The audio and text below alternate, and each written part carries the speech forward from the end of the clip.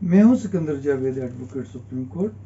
हम legal addition के platform से कानूनी मालूमात बड़े आसान लफ्ज़ों में आप तक पहुंचाने की कोशिश करते हैं। आज का हम लेक्चर रिकॉर्ड करेंगे। ये फौजदारी वकालत के सिलसिले में एक सीरीज़ हमने शुरू की थी कि फौजदारी वकालत के अहम मौज़ूआत क्या हैं।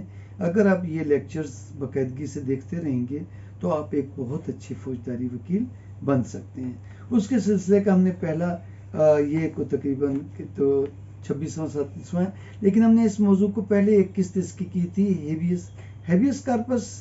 तो हम उसका अब सेकंड उसका ऑप्शन कर रहे हैं। एक थी हेबियस कार्पस, हेबियस या हेबियस, अगर इसके कोई तलफ़ुज़ का थोड़ा सा फ़र्क हो तो आप मुझे माफ़ कीजिएगा, क्योंकि अंग्रेज़ी ज़बान का लफ्ज़ है। तो अगर हेबियस को अगर हमने किया था कि 491 CRPC के तहत इसका क्या स्कोप है, आज हम करेंगे 199 आर्टिकल 199 कॉन्स्टिट्यूशन ऑफ पाकिस्तान के तहत इसका क्या स्कोप है। तो 199 में भी आप हेवियस पिटीशन कर सकते हैं। इसका स्कोप है कि देखें, इसका जो ए पार्ट है कि वो है on the application of any aggrieved party, जो किसी ऑर्डर से मुतासिर हुई हो। तो इसका जो पार्ट बी है उसमें लफ्ज इस्तेमाल हुआ है on the application of any person make an order directing that a person in custody within the territorial jurisdiction of the court be brought before it, so that the court may satisfy itself that he is not being held in custody without lawful authority or in an unlawful manner। ये बड़ा अहम लफ्ज है, illegal custody या unlawful manner, कि गैर मुनासिब तरीके से उसको रखा हुआ है या उसको गैर कानूनी तौर पे रखा हुआ है। अगर ये दोनों सूरतें हैं तो फिर वो 199 के तहत उसको बुला सकती है। सेकंड पार्ट इसका, requiring a person with in the territory jurisdiction of court holding, ये नहीं, ये सिर्फ इसका पार्ट 1 जो है, बी का पार्ट 1, ये हेवियस पिटीशन को कंट्रोल करता है। अब 199 के तहत जो अख्तियार हासिल है हाई कोर्ट को, वो सिमिलर है 491 के, लेकिन इसमें बड़ा वसी अख्तियार आता है, क्योंकि 491 का अख्तियार एडिशनल सेशन जज को भी है, एडिशनल सेशन जज, और साथ हाई कोर्ट को भी। और लेकिन 199 का जो अख्तियार है वो सिर्फ हाई कोर्ट को है। 199 के तहत जो है वो एडिशनल सेशन जज या सेशन जज अख्तियारात नहीं, ये बहुत वसी है। इसमें अगर अदालत को पर्चा भी करवाना पड़ता है तो वो पर्चा भी करवा सकती है उन बंदों के खिलाफ कि पर्चा करो जो लोग उसको हेबियस को नाकाम बनाने की कोशिश कर रहे हैं। लेकिन 491 में सेशन जज पर्चे का ऑर्डर नहीं कर सकता।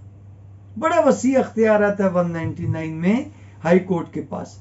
अगर पुलिस के पास इलीगल कस्टडी में है, किसी प्राइवेट बंदे के पास इलीगल कस्टडी में है, जेल में अगर वो उसकी हालत खराब है और उसको बड़े इलीगल तरीके से उसको ट्रीट कर रहे हैं, कस्टडी वो लीगल है लेकिन उसके साथ ट्रीटमेंट, उसमें तशद्दुद जो है वो इलीगल तरीके से कर रहे हैं, तो इसमें जान का खतरा, गैर मुनासिब और गैर कानूनी कैद, ये 3 मेन फीचर्स हैं जो हेवियस को ट्रीट करते हैं। यहाँ पर फिर एक फैक्टर आ जाता है कि 199 के तहत प्रोसीजरल क्या इस्तेमाल होगा। तो ये हाई कोर्ट ने डिक्लेयर किया हुआ है, सुप्रीम कोर्ट ने, कि जब भी हाई कोर्ट 199 के तहत कोई कार्रवाई करेगी तो उस पर प्रोसीजर सीपीसी का लगेगा, प्रोसीजर सीपीसी का लगेगा। लेकिन ये क्योंकि क्रिमिनल मैटर है तो सीआरपीसी में भी एक सेक्शन है 561A जो कहता है inherent power of high court. Inherent power of high court में वो कहते हैं कि high court can pass any order, लेकिन कब? For the interest of justice. कोई इंसाफ करने के लिए अगर अदालत समझती है कि प्रोसीजर में उनको कोई बात नहीं मिल रही तो वो प्रोसीजर से हट के भी कोई ऑर्डर कर सकते हैं, लेकिन for the interest of justice. इसी तरह अगर आप सीपीसी अगर एप्लीकेबल है तो 199 में हाई कोर्ट 561A को भी इन्वोक कर सकती है। क्यों? कि 561A में हाई कोर्ट की पावर्स हैं, तो हाई कोर्ट को पावर्स हैं 199 के तहत, 561A के तहत और फिर उसके बाद सीपीसी में भी 151 इनहेरेंट पावर है कि हाई कोर्ट, या उसमें तो कोर्ट का लफ्ज है लेकिन हाई कोर्ट भी शामिल हो जाती है, कि कोर्ट जो है कोई भी फैसला कर सकती है इंसाफ के हसूल के लिए। अगर प्रोसीजर उसकी इजाजत नहीं दे रहा या कहीं वाजे नहीं है प्रोसीजर, इबहाम है उसमें, तो कोर्ट कोई भी ऑर्डर कर सकती है। अब यहाँ पर एक ये इस पे बहुत सारा केस ला है, इसकी पे बहुत सारी शेड्स हैं कि लव मैटर्स में पसंद की शादी में लड़की को वापस ले जाते हैं, या पसंद की शादी में लड़की भाग के शादी कर लेती है तो माँ बाप जो है पर्चा भी करा देते हैं और खामिन के खिलाफ हेबियस भी हाई कोर्ट में डाल देते हैं, लोअर कोर्ट में डाल देते हैं।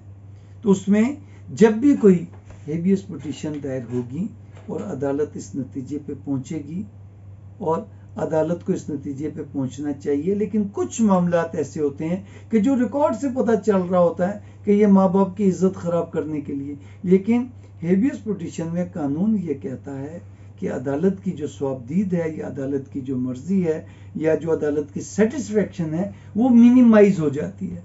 क्यों? कि किसी बंदे की जिंदगी का मसला है, क्या पता अदालत से जो है को गलत जो है वो कंक्लूजन निकल आए, लेकिन उस बंदे की तो जान चली गई।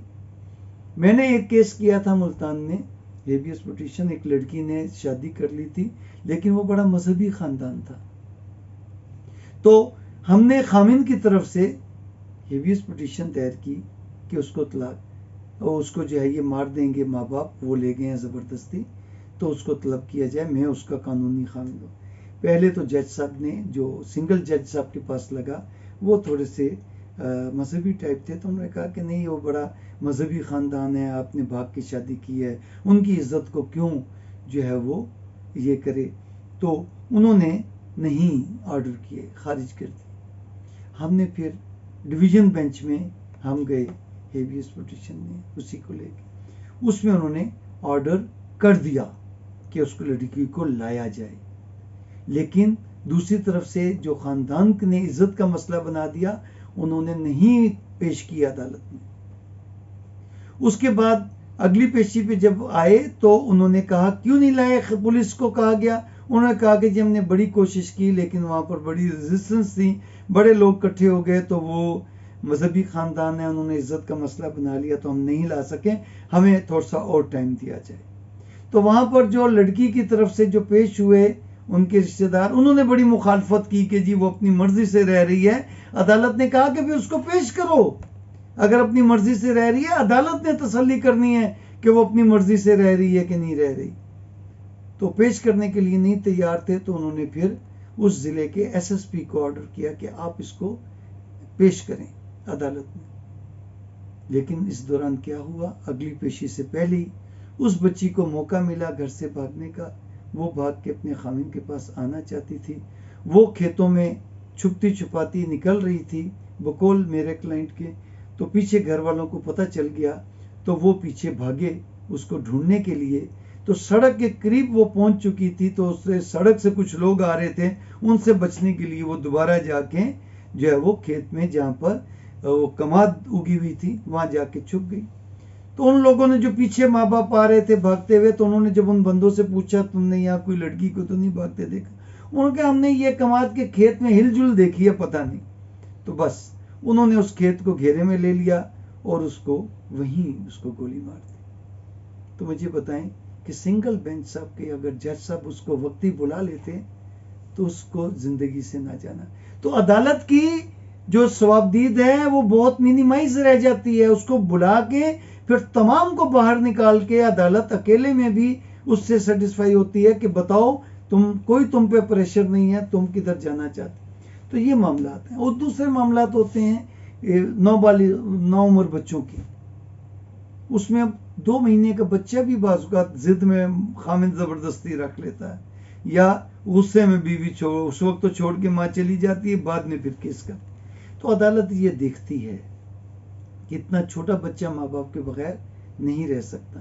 पुलिस तशद्दुद में फिर पुलिस देखती है, अपना अदालत देखती है कि इसकी गिरफ्तारी तो गैर कानूनी तौर पे नहीं, या इसमें तशद्दुद तो नहीं किया गया।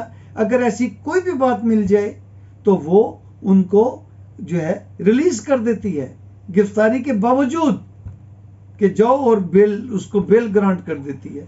तो ऐसे मामलात में, इतने नाजुक मामलात हैं क्या। अब इसमें एक बात आती है, अगर बेलफ जाता है हवालात में और वो देखता है कि इसकी गिरफ्तारी तो उन्होंने डाली हुई है लेकिन उसकी हालत बड़ी खराब है, उस पर बहुत तशद्दुद हुआ है, तो क्या उसको फिर भी वो उसकी कस्टडी उनको इतला दे के आएगा कि इसको कल अदालत में पेश करो, या वो उसको उनकी कस्टडी से लेके उसको अस्पताल में दाखिल कराएगा। ये मेरा आपसे एक सवाल है कि मैं इस पर क्लियर, मेरा व्यू ये है कि वो बेलफ को मुकम्मल अख्तियार है कि गिरफ्तारी के बावजूद अगर उसकी जान, क्योंकि वो उस वक्त वो अदालत बन के वहां गया हुआ है, अगर वो समझता है कि उसकी जान को खतरा है, उस पर बहुत तशद्दुद किया गया, तो वो गिरफ्तारी के बावजूद उसको वहां से कस्टडी लेके और वो खुद जाके उसको अस्पताल में जमा कराएगा। एक मेरी दूसरी प्रपोजिशन है जिस पे मेरा व्यू ये है कि हाई कोर्ट ये ऑर्डर कर सकती है, अगर बाप 2 महीने के बच्चे को अगर माँ से किसी भी तरीके से ले जाके और गार्जियन कोर्ट में केस करके और वहां पर इंटरम कस्टडी भी अगर ले लेता है और उसको स्टे भी मिल जाता है, तो क्या हाई कोर्ट उस सूरत में भी बच्चा माँ को दे सकता है। तो मैं पिछले दिनों एक केस ला पढ़ रहा था, उसमें तो ये मुमकिन है कि हाई कोर्ट उसके बावजूद भी माँ को दे सकता है। क्यों कि उस बच्ची की जिंदगी का मसला है, 2 महीने का बच्चा माँ के बगैर नहीं रह सकता। और फिर 561A में अदालत हर ऑर्डर कर सकती है, और सुपरवाइजरी अथॉरिटी में भी अदालत जो है उसके ऑर्डर को सेटिस्फाइड तो नहीं करेगी, लेकिन हेवियस में उसको माँ को बच्चा दे सकती है। इनहेरेंट पावर में भी, 199 में भी, 561A में भी दे सकती है, सुपरवाइजरी जुरिडिक्शन में भी। लेकिन इसमें मुझे आपकी राय का इंतजार रहेगा। आपको हमारा ये लेक्चर कैसा लगा बताइएगा। अगले लेक्चर में हम इसकी आखिरी किस्त करेंगे कि सेक्शन 100 CRPC के तहत पुलिस को क्या अख्तियार है, मजिस्ट्रेट को क्या अख्तियार है कि वो इलीगल कन्फाइनमेंट के सिलसिले में, इलीगल अरेस्ट का वहाँ लफ्ज नहीं है, इलीगल कन्फाइनमेंट से किस तरह किसी बंदे को रिहा करा सकती है। और इसमें कुछ हम केस ला भी अगले लेक्चर में करेंगे। आपको हमारा लेक्चर कैसा लगा ज़रूर बताइएगा। अगर वीडियो पसंद आए तो अपने दोस्तों से और दीगर ग्रुप्स में भी शेयर कीजिएगा। बहुत बहुत शुक्रिया।